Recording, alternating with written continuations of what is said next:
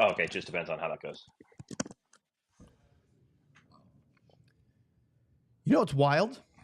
It's been a couple weeks since we did a regular show, but here we are. In fact, Sam doesn't even know when we're live.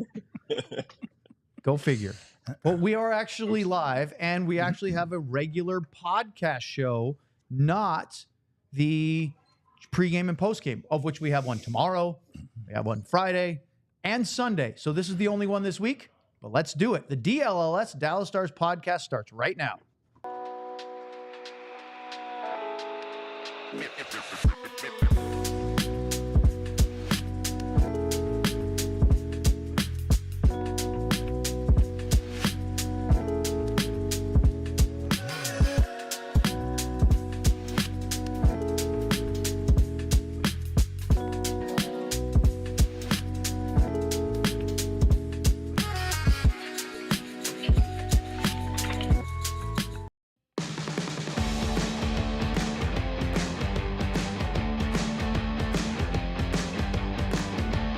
It is Tuesday, December 3rd, and look at that. It's the DLLS Dallas Stars Podcast. We have not done one of these for a couple weeks, it feels. We had a full game schedule last week, plus the holiday. So here we are back in studio during the day, not on a weekend game day, with the sun shining, at least in Dallas. I don't know about Michigan or New Jersey. You guys have sunshine today? There's never any sun in New Jersey. Face. I mean, I just opened the window to let a little bit more in. It's I would call it, yeah. Are we still here? We're still here. Yeah. We're still here, but before we get into our topic today, don't forget that we are right in the middle of the 36 for 36, which is the huge diehard savings going on right now through tonight, where you can become a DLS diehard for the full year for just $36. That is a huge savings. It's more than 50% off at the annual $79.99 rate. Just remember, if nothing else, you get yourself a t-shirt, which is a $34.99 value. Plus, you get a Die Hard box. The welcome package includes the member card, the stickers, and, of course, the promo code for that t-shirt. In addition to that, of course, you get access to the entire DLLS site. So alldls.com/36 to find the deal, but you can get all the writing that's behind the paywall for Sean and Sam, all the Cowboys, Rangers, Mavericks, TCU stuff, you name it, and much more. So it's a great deal. Make sure you take advantage of it while time is still of the essence. Tomorrow, you're going to be out of luck, so go get them. All right. You're gonna miss out on a nice Logan Stankoven article that's percolating right now on the site too from Sean Shapiro.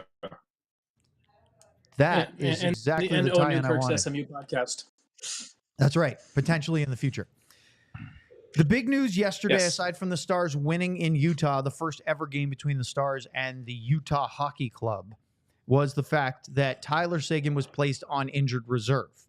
Now, we knew for weeks now that Tyler's been dealing with something. He actually missed a few games due to injury, came back, and then got healthy scratch. Well, not healthy scratch. I guess technically the word would be injured scratch in Finland the second game. And Pete DeBoer said, look, he's dealing with something. Recovery is a problem. The second night of a back-to-back is going to be darn near impossible for him to play.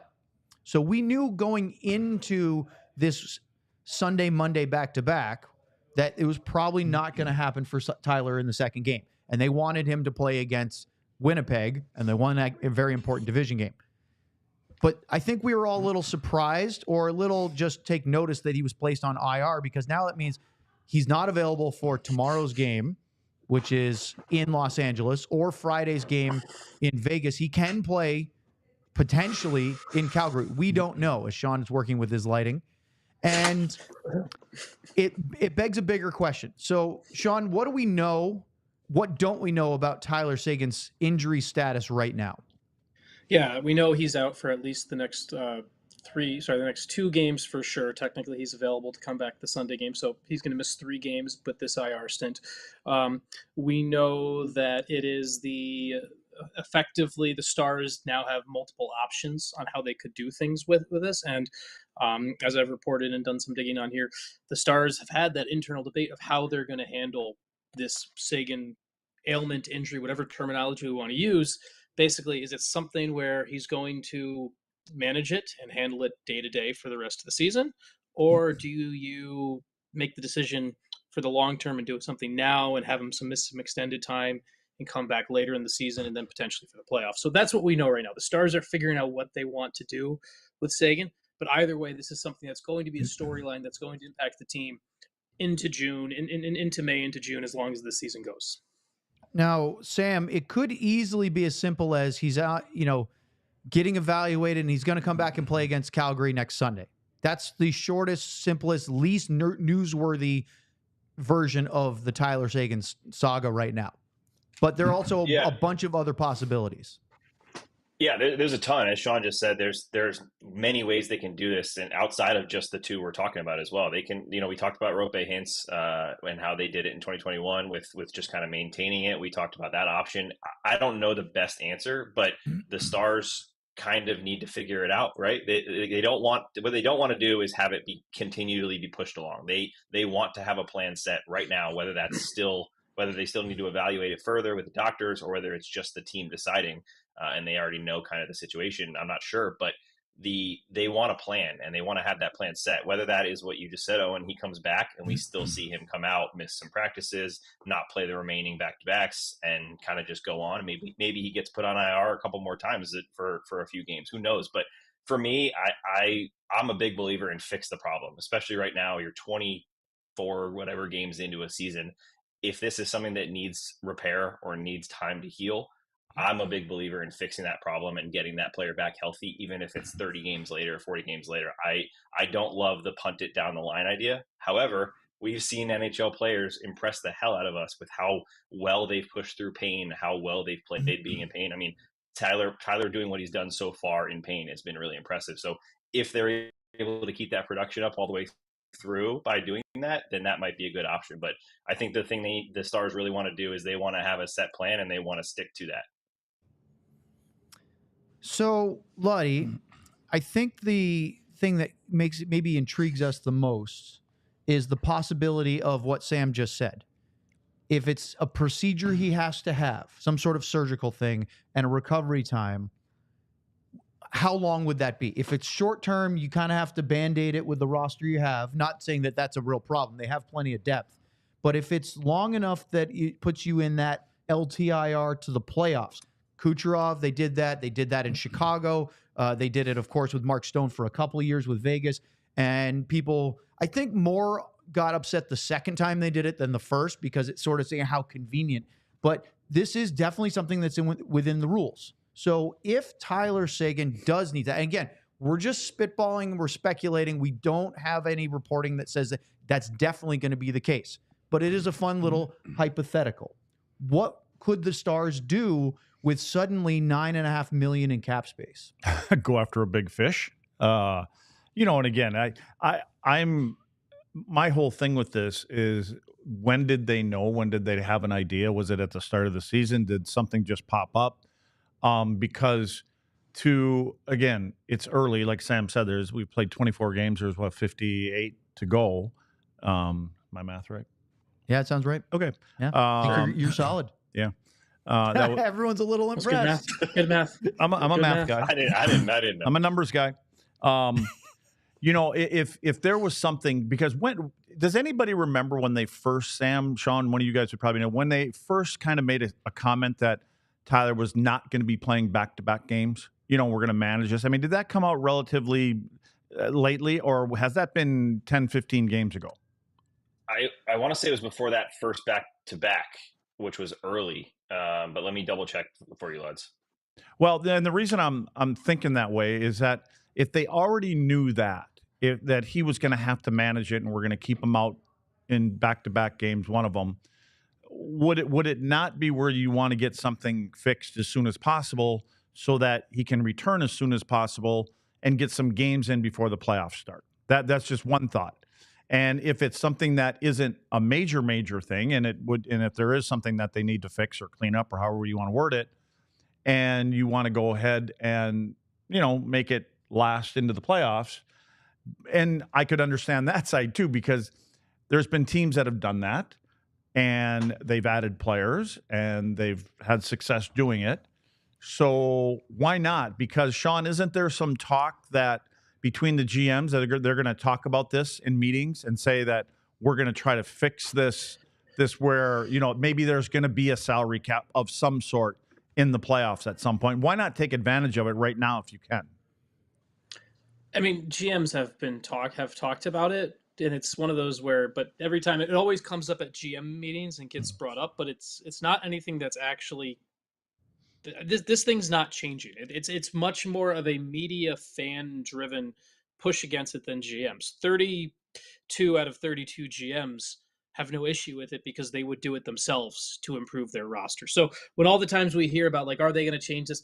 That really is much more of a media and fan driven issue than it is the GMs. I mean, so many GMs and owners are like, hey, if this is what you can do, it's not that teams got ticked off at Vegas or Tampa for what they did, or even Chicago. It's like, okay, they found the loophole. Just be better at it. So that's I don't think it's something that when you look at kind of GM meetings and how things are going, it's not nearly as much of a potential change as it is more of a, hey, this is something that media members like to talk about and push against. And honestly, like the Luds, we can call it what it is. One of the teams that lost multiple times to a team that won multiple Stanley Cups in the playoffs doing this was the Toronto Maple Leafs, right? So it's very much there's always a bit of a media think, woe is me, that comes out of like, hey, the Maple Leafs haven't won the Stanley Cup since '67, so there must be something wrong with the system for everything else. And it's GMs aren't calling for this to change. Instead, they're telling their capologists, hey, go find me the next one. Do the next thing for me. It's not pushing for a change like that. Well, Sean, when you said that there's 32 of 33 GMs that would, they want to use it also, I don't know if I would agree with that, only because I don't know if there's 32 teams that are close to winning the Stanley Cup. I could see, where 10 teams would want it, or 6 or whatever we think is there. The other ones are going to say, I don't want this in place because I don't have a chance to win the cup right now. No, but on the flip side, it's the same rule that allows bad teams to be bad. Like we always get mad at the Blackhawks in Vegas for using the rules to cheat the system positively, but we just like, oh, look at what like Utah, right? Look at what the Coyotes did. They cheated. They used the same rules effectively. They manipulated LTIR to get, and by not doing it, to get to the cap floor at times. So we always get mad and yell at the teams that use the tools to be good, but we never yell at the teams that are bad about it. So those bad teams are using just as many loopholes to pay as few guys as possible. So let me ask you something. By the way, I have a hidden tattoo. It says, if you ain't cheating, you ain't trying. Do you? Yeah. Yeah. Because it's life, man. And it's fun. I first heard that. I remember I was in Albany with the River Rats, and we had an arena football team that we operated as well. And I remember talking to their coaches. I did their broadcasts and traveled with them as well. And they talked about that. That was the first time I had heard, if you ain't cheating, you ain't trying. And it was in regards to basically trying to manipulate one of the on-field rules. And they said everybody tries to do it. Mm-hmm. And if somebody gets caught, you get slapped on the wrist, you deal with it. But if you're not trying, then you don't care enough to try to win, which it stuck with me ever since. I want to ask you guys, because I think we should probably carry this over in a couple minutes.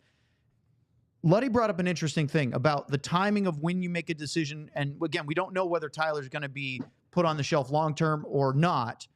But is there a preferred, again, this is all speculative, and I keep sort of saying this just to make sure that people don't take this as us reporting something that we don't know.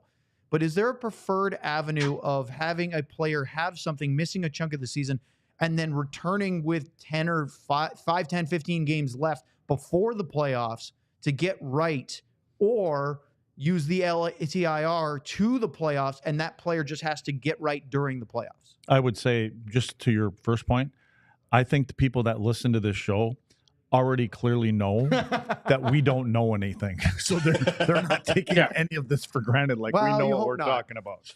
That comment from Owen, that question is for one of you two guys. What do you think, guys? I'm a believer that if it's the what is, so just like when we talked about coaching changes, like who is the guy that's going to come in and replace it? If you're talking about making a move to, if you're talking about making a move and holding Tyler Seguin out till the start of the playoffs and have him get ready, then it's got to be the right move, right? Like that and that to me is it's not a clear cut answer. If you go in, if you tell me you're hold on before you get to that, Sean, because I think we have time for that. Okay.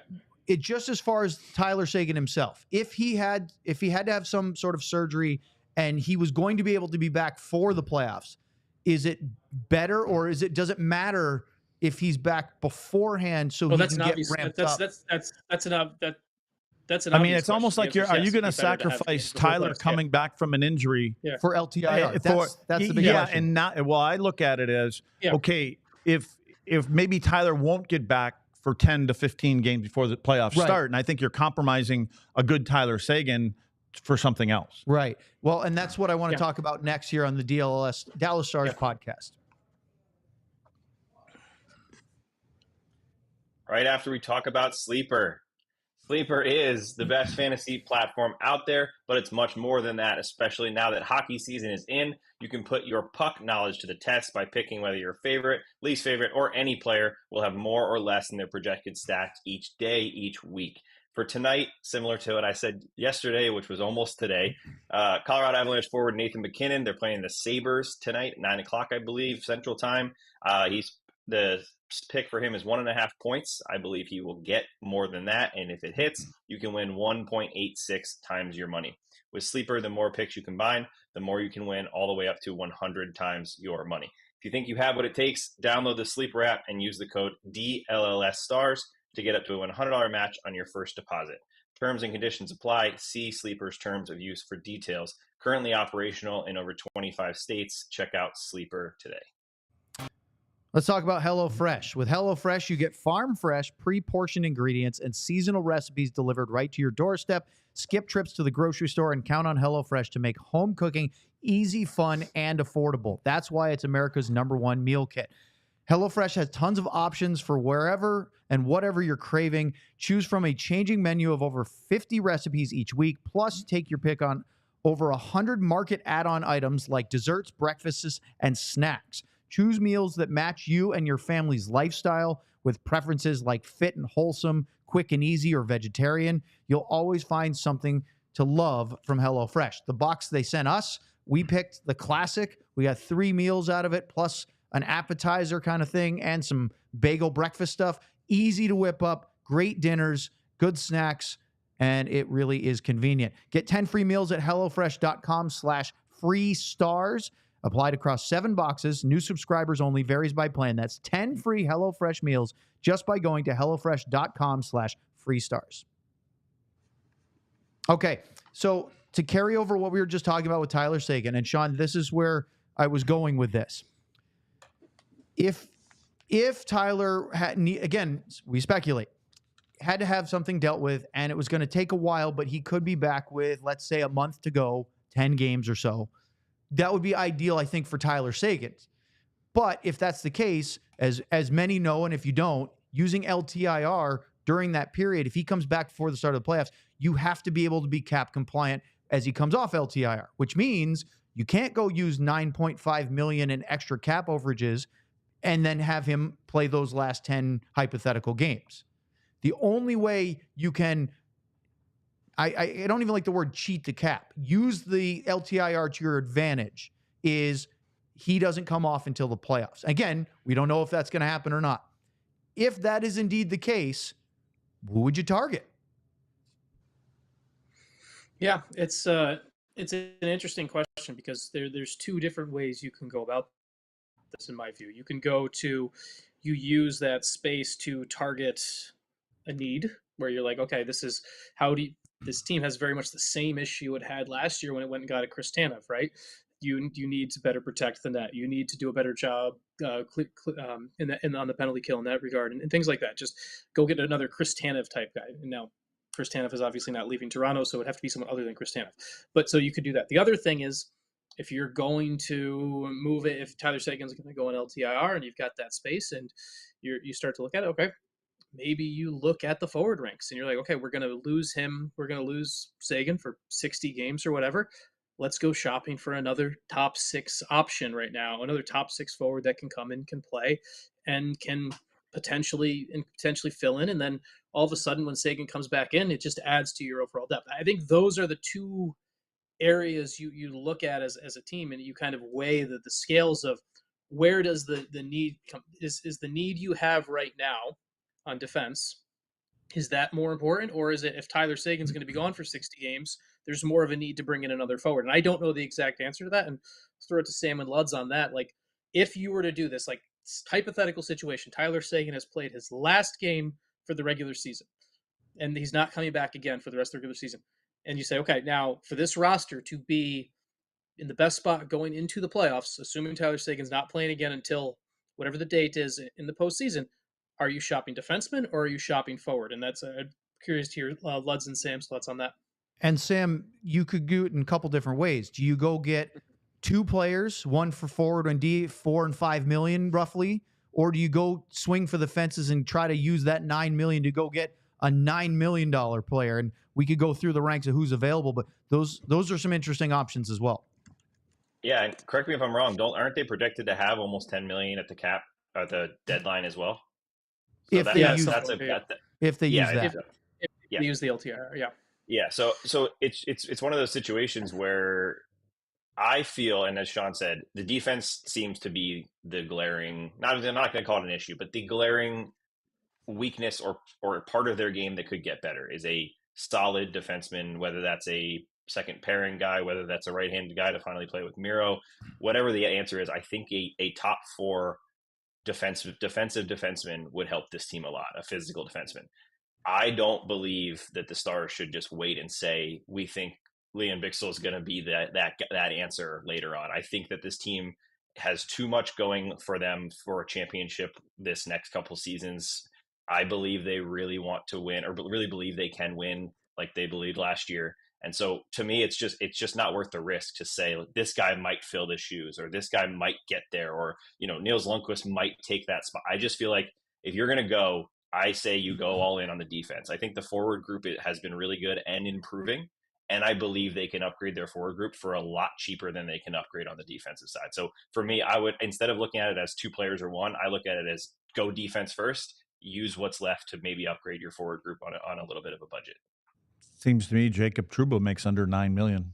That's a big swing, wouldn't it? Seems to me that Chris Drury is going to try to do something. His plan of calling out a couple guys, in my opinion, has backfired, and now it might be too late. And he's throwing a couple guys' names around that are, I don't know if Kreider would be a guy, but to me, when Sam is talking about a defenseman, he's the first guy that comes to mind for me. And if you want to get your team hard to play against back there, he seems to check all the boxes for me. I mean, wouldn't a Trouba Heiskanen pairing be ridiculous? It might be very nice, but again, we don't. Again, it is nice, and we're talking about all this stuff at the expense of Tyler Seguin, right? But it is what it is. So yeah, here's my question then: is Sean, do you go because again, there's a cost involved. It's not just LTIR. If you did something like this, and it's kind of fun to play this hypothetical. It's going to cost more if you go for a player that has term versus a expiring UFA this year. If you go with somebody with term, you're thinking about a window that's more than just this year. It's thinking maybe they have a year left after this year. So now you're looking at a player that could help you for this year and next season, knowing that Jamie-Benn's money comes off and that'll probably get restructured in some way. Maybe the cap goes up. We talked a lot about that. So you could potentially do that, but a player with an extra year might cost you a lot more in prospects and picks. Yeah. I mean, there's also the elements of what you mentioned Trouba, right? He's the one, and the reason he hasn't been moved yet is he's got a 15-team no trade list. And it's one thing to think about, like, oh, he's got a 15-team no trade list. Why wouldn't he have Dallas available on that list?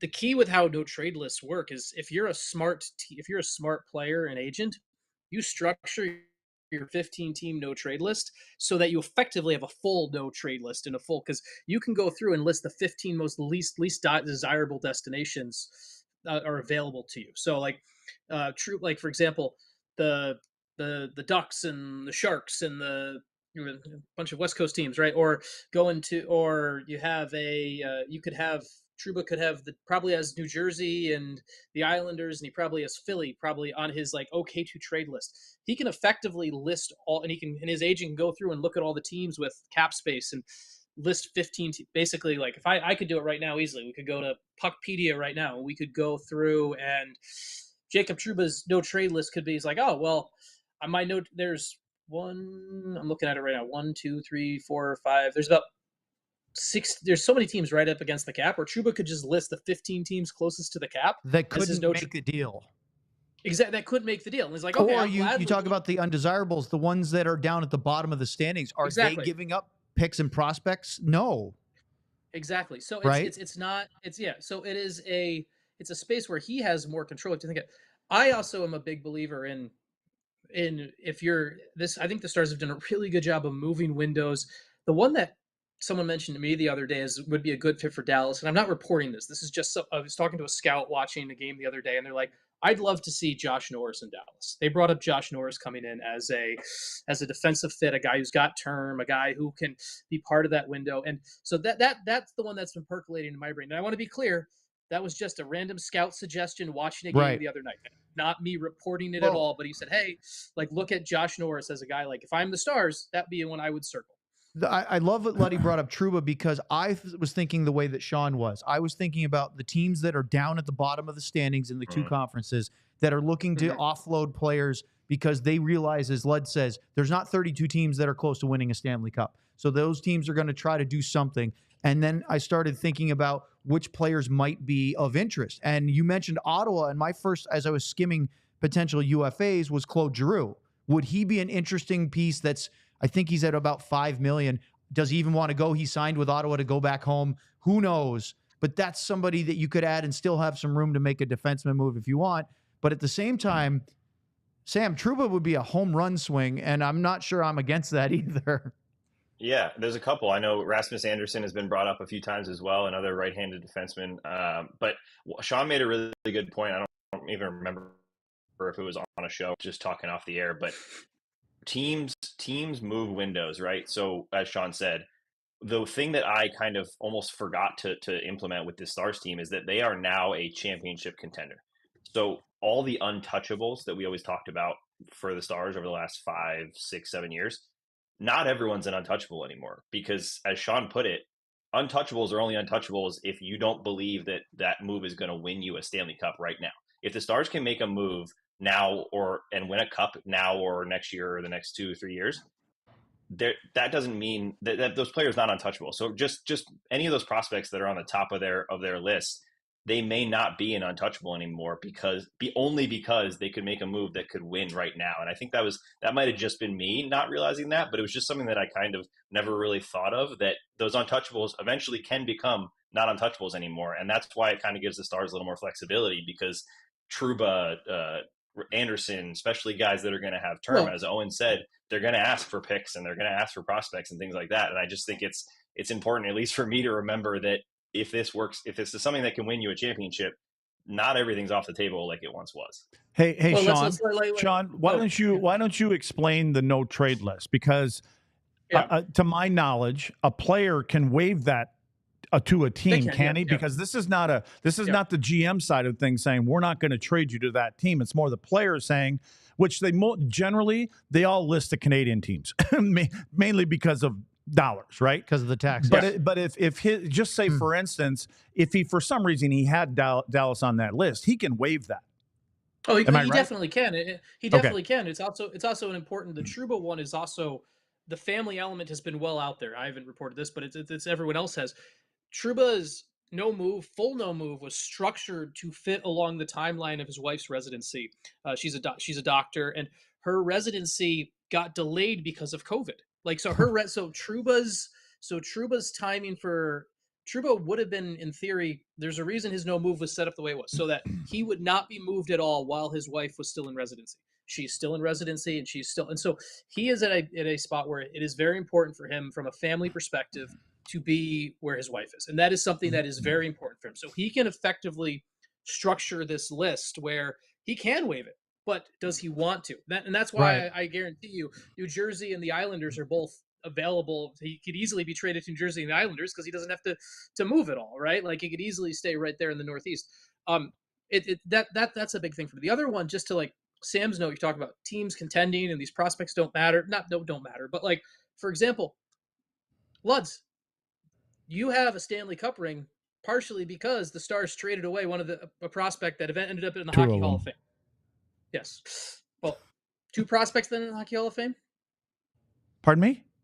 2 prospects? He has 2 rings. No, he has 2 rings. Talking about the rings. He's talking about the Stars ring because of the Ginla-Newendijk trade. Yeah. Yeah, it was like, but that 99 ring is effectively largely there because of the Newendijk-Iginla trade, where it wasn't the Stars thinking, oh, we got to hold on to this Jerome Iginla guy because what about the future? I mean, there might not be. Now, you guys were still a stacked team, so highly maybe possible, but do you guys win a Stanley Cup without that trade? And that's a question you probably don't want to go down right now. So. And lastly, to add to that, are there any untouchables on the Dallas Stars roster that you would not even consider moving to try to better the roster? Yeah. Wyatt.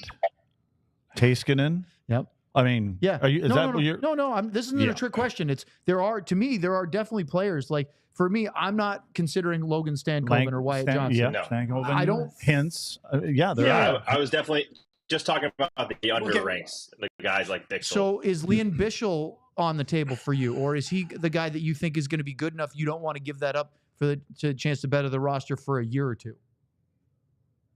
That's the question. That's what my point was. You got to look at what the return is, right? Right, of course. But would you consider it? If I got 100%. Someone who would win and put me a Stanley Cup Yes, for the next 2 years, yeah. But I'm only saying I would because of what I saw in training camp. I mean, which isn't fair, because they, everybody that's seen him play more know what he's capable of. So. And I think he's going to be a great player, but it's potential for future versus what you could have now, and you have to balance that long game versus the win now. And if you win, it looks great. If you don't, then you rue giving up those things. It's a fun conversation. Like we said, it's hypothetical. We don't know. Obviously, I would like the way that Tyler Seguin's playing. I'd like him to return and play the Flames on Sunday, but we don't know. And so we will have to wait at least through this week, probably, unless the team announces more or one of these 2 guys digs up a scoop. We'll find out. Up next, let's talk about Thanksgiving here on the DLLS Dallas Stars podcast. All this contract talk has made me thirsty. So let's talk about Rugged Road Coolers. Rugged Road is dedicated to creating innovative and durable outdoor gear for adventurers who demand the best. Our products are designed with the highest quality materials and craftsmanship, ensuring they perform in the toughest conditions. Whether you're on land or water, Rugged Road gear is built to accompany you on every adventure. One of the most unique features of Rugged Road Coolers is the ability to always float upright. Crafted to handle the toughest environments, our coolers are built to last, ensuring they can keep up with any adventure. The coolers are guaranteed to keep their contents cool for up to 7 days. Perfect for a variety of outdoor activities, from fishing and tubing to camping and tailgating. These coolers are designed to meet the needs of every outdoor or sports enthusiast. So, gear up for your next adventure with Rugged Road Coolers, reliable, durable, and built to be used. Rugged Road is your ultimate outdoor companion. Head to ruggedroadoutdoors.com and use code DLLS for 10% off. Okay, let's talk about Empire Today. With Empire Today, you get shop-at-home convenience, the right product for your needs, quick and professional installation, and a low price guarantee. Empire Today is the best place to get new flooring, so of course they do have copycats, but Empire can't be beaten on quality, service, speed, so competitors advertise low-quality products that Empire simply won't carry. Empire won't promise the lowest prices because anyone who does that is putting flooring in your home that they wouldn't put in theirs. Use their virtual floor designer. It's a great way to see how new floors will look in any space. It's easy. Just snap a picture and instantly see how the new floors will look in your room, kind of like that nice flooring out in our lounge studio. They take pride in their convenient shop-at-home service, plus they have a great service of their own warranties. You don't have to track down manufacturers' phone numbers. Schedule a free in-home estimate today. All listeners can receive a $350 off discount when they use the promo code DLLS. Restrictions apply. See empiretoday.com/DLLS for details. All right, Game I misspoke. time. I said it was going to be Thanksgiving, but we have to talk about Four Nations first.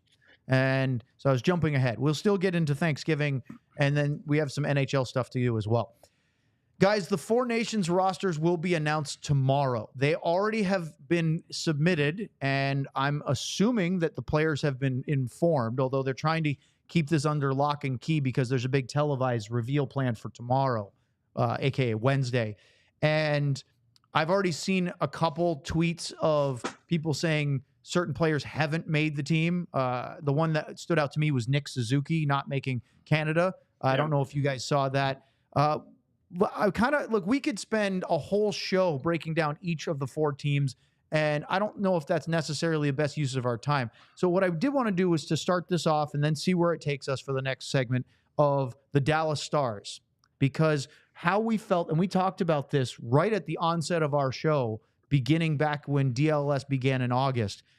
Jake Oettinger was 4th best in the rankings for goaltendings, and that was behind Connor Hellebuyck. That hasn't changed. Thatcher Demko, who's injured and hasn't been playing, and Jeremy Swayman. And now it feels, since it's goaltending, we have to ask Sean first. It feels like Oettinger is clearly the number 2. Do you agree? I would agree with that. It's actually become now more of a fascinating conversation of how does USA Hockey, what research have they done on Demko's injury? Have they completely ruled him out? Because based off play right now, what Ottinger's done versus Swayman, it's pretty clear a 1-2 Hellebuyck Ottinger right now.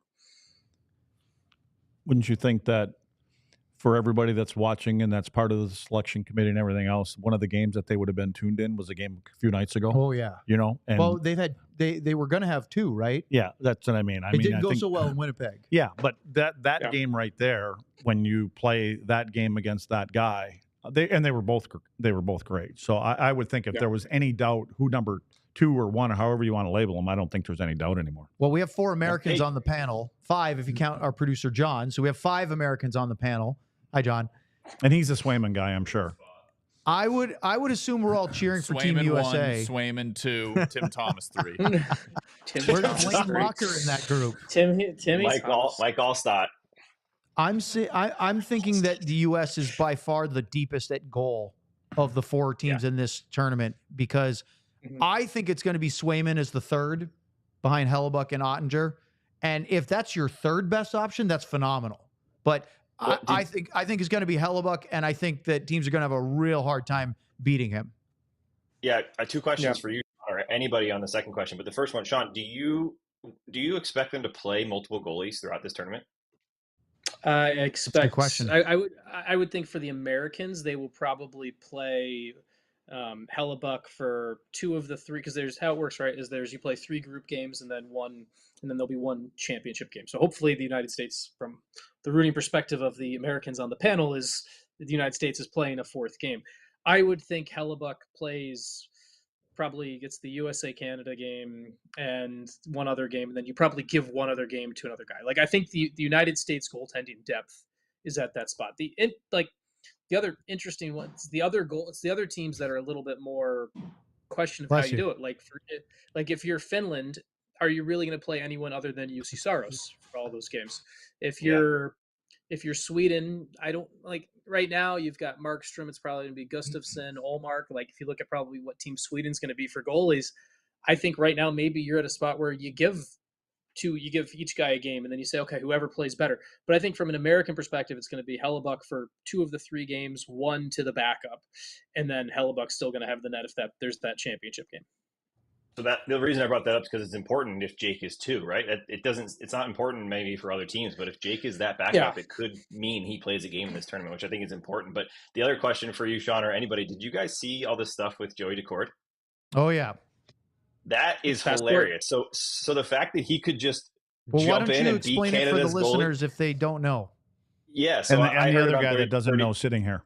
Yeah. So I heard it on 32 Thoughts at first, and then I did a little more research just to see it. But basically no one knew this essentially, and it came out that Daccord is an American citizen who also has Canadian and Swiss citizenship. Yep. So he could play for any of those teams.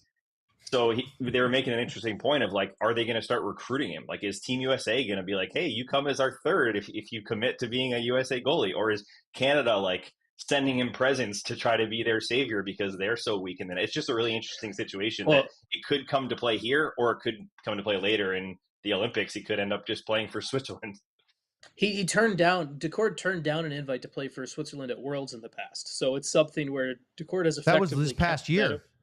Yeah, and that was but I think at that time it was one of those where it was well known he had like a Swiss grandfather or something like that, but it wasn't, the Canadian thing wasn't nearly as well broadcasted out there.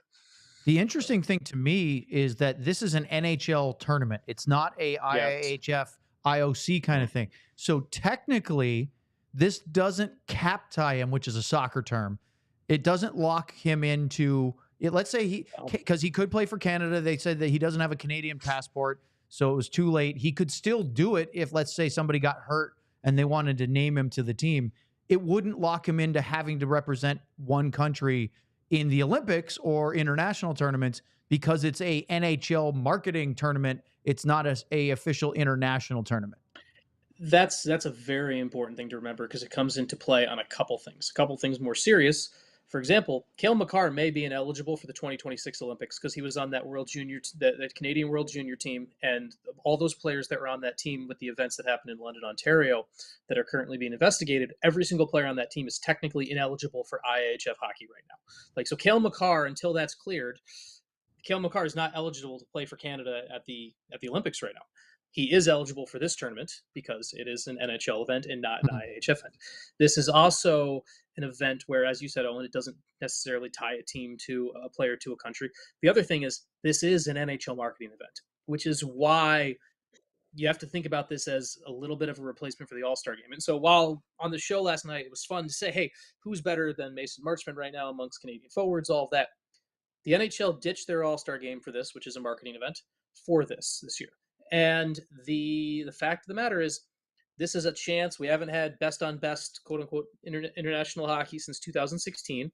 So there's time to make up for lost time on players that would have been on these best on best teams in 2018, 2020, 2022, all of that stuff. So you have to keep that in mind of this. This is not a merit based. These teams are not going to be completely merit based. It's going to be, how can the league best market international best on best hockey of only NHLers? And we have to think about that and remember that when we look at these roster selections, because very well for Canada. Well, right? let's use the Jason Robertson example. Yeah, it's a perfect one. Yeah. Do you think Jason Robertson deserves to be on Team USA based on his play so far this year? Nope. But would you be surprised if, as Sean said, he's picked because he's a marketable player and they're looking for, a guy that is a star that can be, one of those moments, right? So, Sean, when you say marketable, why is he marketable? Why is he marketable? He's an American who plays in a Southern market that had 100 points, and there is the factor where I will say this, what is it? USA Hockey is also and the NHL is big on pushing. Hockey is for everyone too. And it is when you look, I go through and I build this team out, right? You're going through you're looking between Jason Robertson and maybe a Vincent Trocheck, right? Those are probably the two guys going head to head. And I think Vincent Trocheck's done a really nice job finding his career, but no one really gets excited about Vincent Trocheck making this team from a brand and marketing perspective. And so for the league and with what Robertson's done 2 years ago and everything like that, I know NHL communications and events have talked about pushing Jason Robertson further. They are thrilled about what he represents. And that's something where, and so when it comes to picking this team, the NHL will be twisting the ears of Team Canada and Team USA, and all of the teams to, hey, this is also about showing our best NHL product, our most marketable NHL product. That is important. It's the same reason where, he does not deserve to make the team at all based on his play, but for the same based on his play this season. Yeah. No, I'm not talking about Jesus. Yep. I'm going a bit further. Okay. Patrick Kane might be on Team USA. Patrick Kane is nowhere near the top 35 American forwards right now. But when you're talking about, hey, the legacy of we haven't had this, there's people who talk about, could Patrick Kane be the captain of Team USA with all this stuff? We could get Patrick Kane and Austin Matthews playing on the same team. Think about if Joe Pavelski was still playing this year, wouldn't you consider him for a guy that could still over Sean's Sorry, face? Sean. But again, role players, because you don't necessarily need the 12 best offensive forwards or the best offensive defensemen, right? Yeah, it's and it's the same reason that Canada is now their play is. It's the same reason that Connor Bedard, I imagine, will probably be on Team Canada, because I think about that picture of. You think about that picture that the NHL loves of Wayne Gretzky and Gordie Howe together, right? The generational picture of guys together at the same time.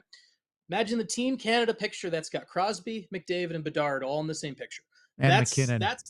And McKinnon, yes. Yep. And I'm talking McKinnon's deservedly going to be on this team no matter what. My point Man, was you're kicking Nate McKinnon and off the Marchand. generational talent conversation. That is a very laissez-faire take. off the generational talent. No, it's the whole point of where do we see does the league pump up Nathan McKinnon as much as they should? No, not at all. But Crosby and McDavid and Bedard. So let me ask Luds one thing, because we don't have enough time as always. We know that Roope Hintz, who hasn't been named yet, it would be a lock for Finland, along with Lindell and Heiskanen, right? We know that. I think it would be really surprising if Ottinger didn't get named to the U.S., let alone to be the number 2.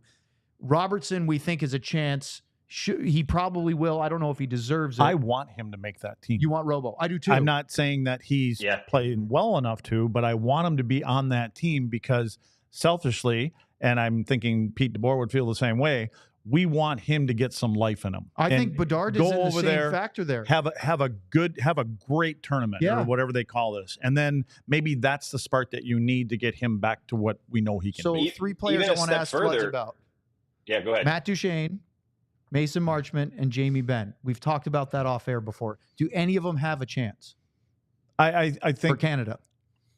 So who was Marchment? Marchment, Duchene, or Ben. Marchment's been unbelievable lately.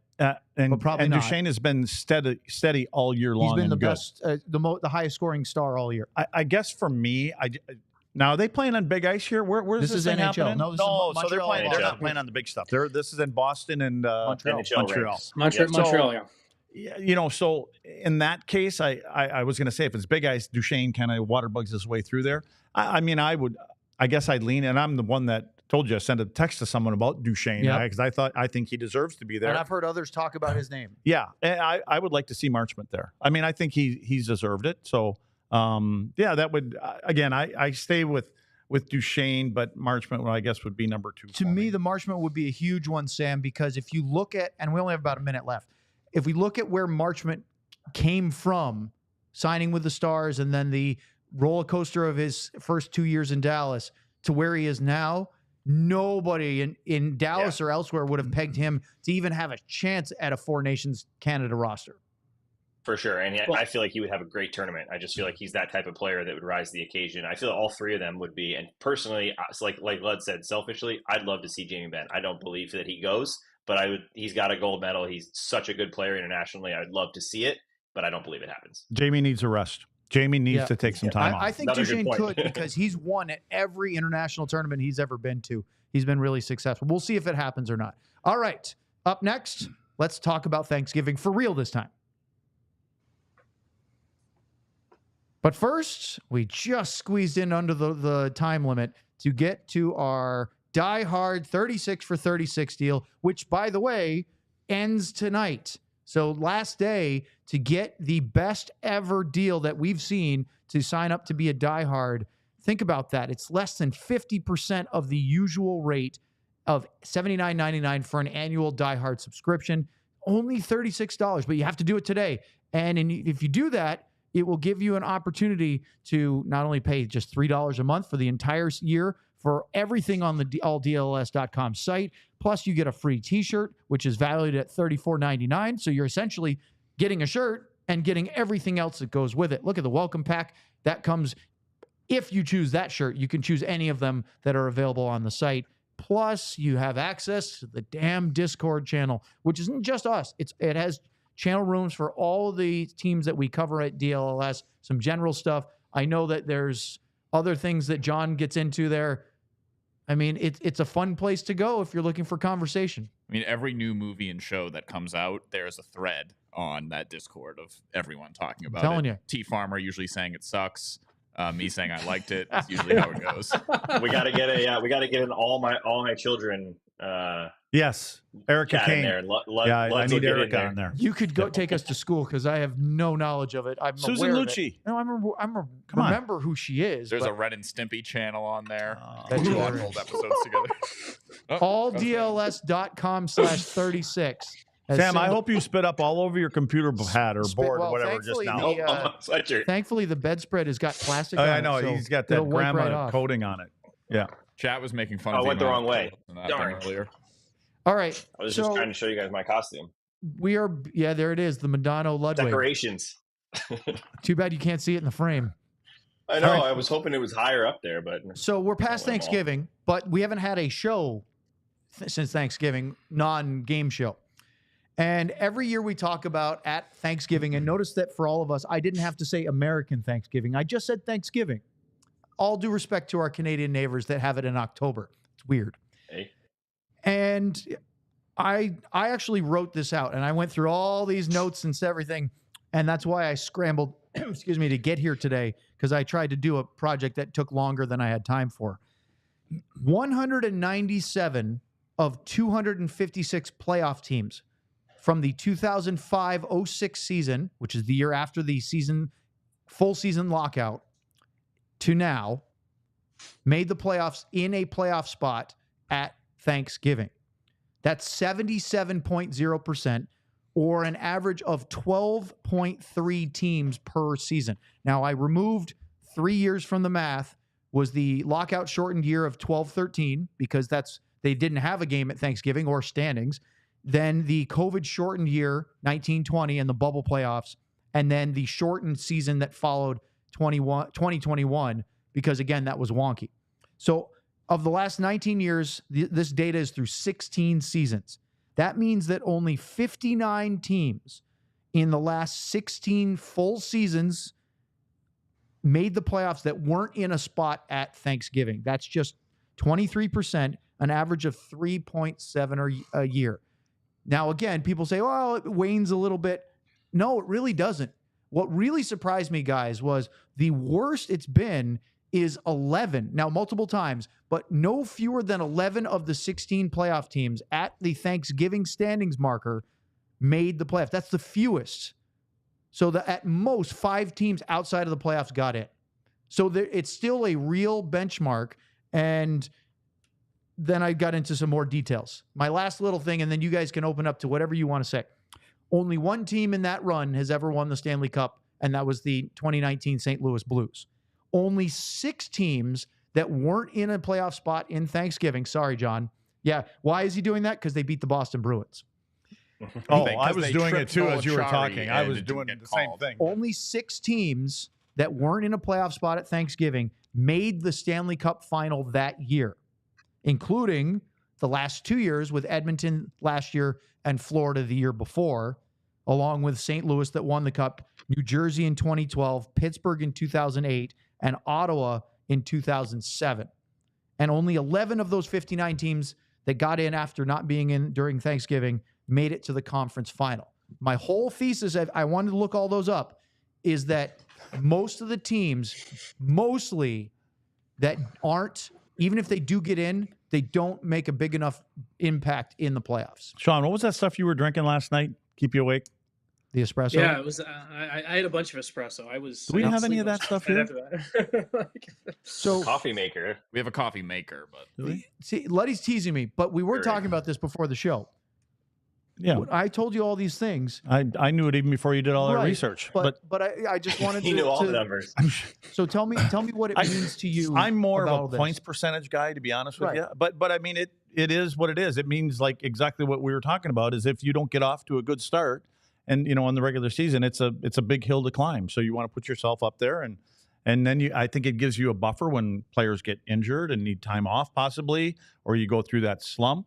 Otherwise, you're like a cat chasing your tail all year long, And to me, that's what it is. I mean, you come to camp. That's why we're seeing the McDavids and the guys in Buffalo all coming early and flying over and trying to get a jump start on camp, and because they want to get in the playoffs. I like to use the analogy of cycling with the Peloton because it's a good visual.